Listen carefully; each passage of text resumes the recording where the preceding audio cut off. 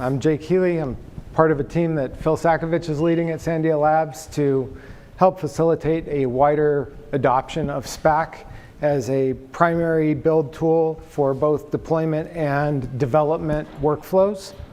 And we're doing that by trying to contribute some features back to Spack and create a suite of open source tools and extensions that our development community can use to make their workflows easier.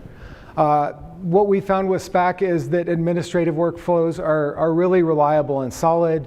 Standing up builds for new platforms is easier. Nightly builds, CI builds are a lot easier and more reliable, but developer workflows get a little bit harder. There's a little bit of a paradigm shift for a development community when using Spack as their build tool.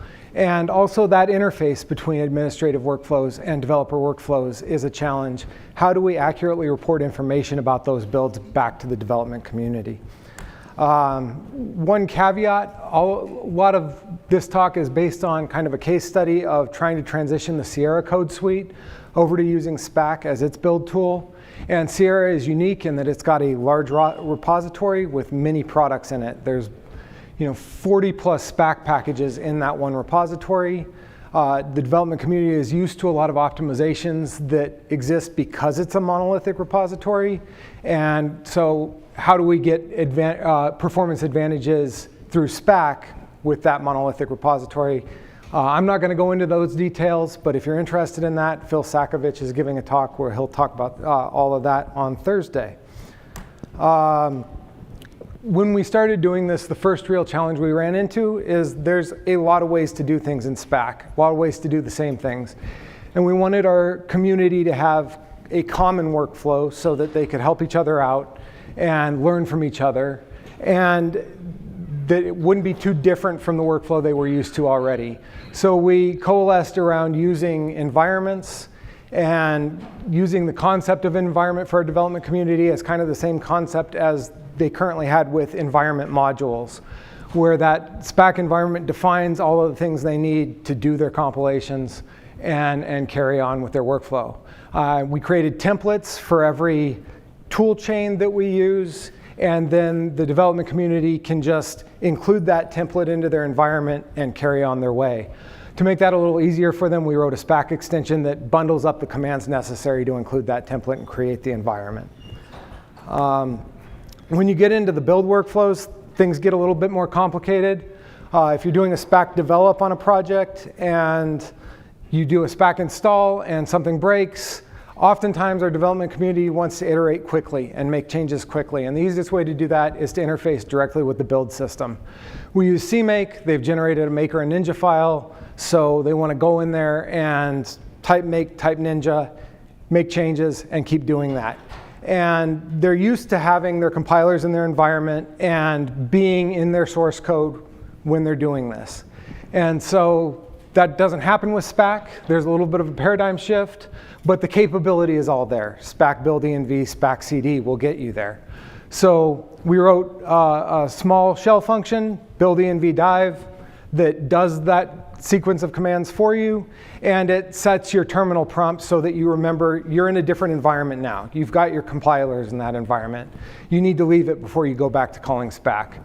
Long term, we're planning on integrating that back into Spack as an option to Spack build env. A similar iterative workflow is if you're doing a repeated sequence of Spack installs on a developed project and you're making changes, incremental builds can get expensive because you're reconfiguring every single time. And that Spack configure may only add an additional 2 to 5 seconds, but if your incremental build is only 2 to 5 seconds, you're doubling the time of your incremental build. And our community didn't really like that, so we did add a change to how Spack decides to do that configure, where it checks to see if the CMake configure has already run. And if it has, we can just bypass that process and go straight to the build, let CMake decide whether or not it needs to reconfigure itself. So those were the first real issues we ran into with development workflows.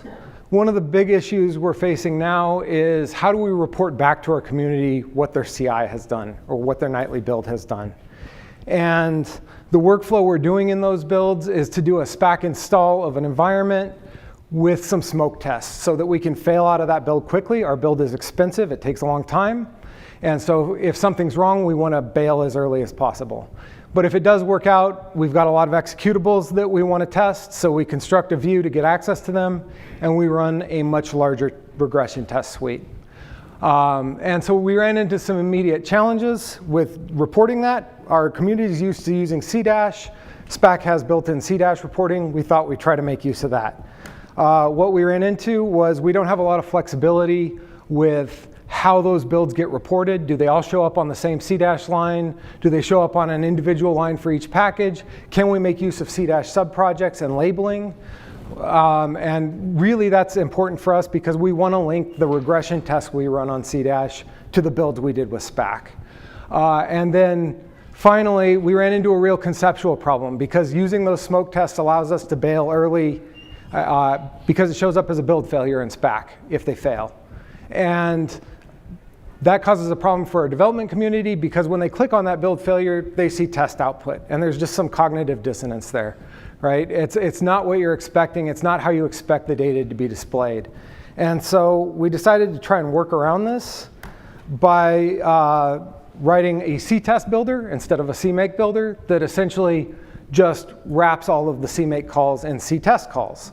And now we can write a C-test script that will do whatever we want. We can leverage any feature that C-Dash supports and get direct access to all of that capability, which allows us to use labeling, line up our regression tests with our builds, decide how we want to display the data, and it moves that build failure over into the test failure column, which is what our community wants.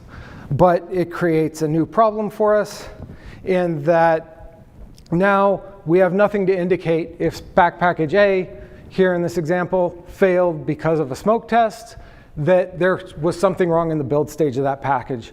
And now if I've got package B that depends on package A, I don't really know why it didn't show up on C-Dash. It's just not there.